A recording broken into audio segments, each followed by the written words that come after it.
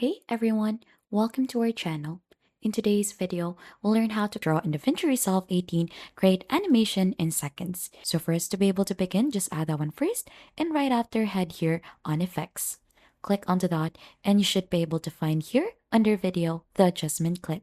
So we're gonna add this one. So simply drag this, and then we're gonna go ahead and drop this onto the upper part of the clip.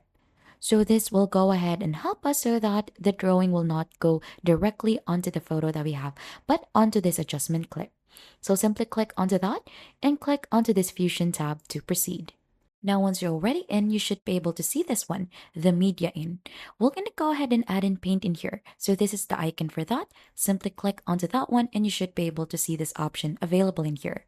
Also here under inspectors, if you're not seeing this, simply click on inspector. You should be able to see the different settings that are available in here.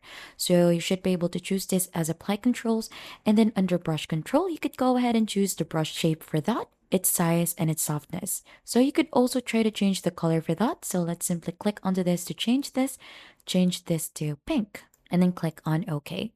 So we have stroke duration in here. So every stroke that you make in here, like for example, so once you've drawn in here, that should take 1 frame.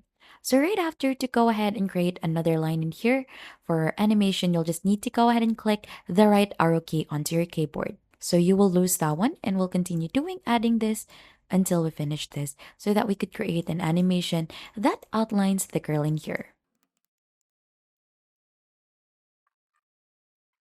Right after that, let's do a quick preview on how it should now look like.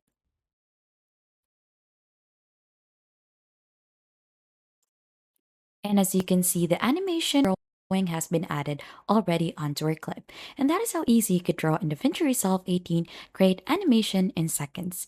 If you think this has been helpful, then don't forget to hit the like, subscribe, and we'll see you on to our next video.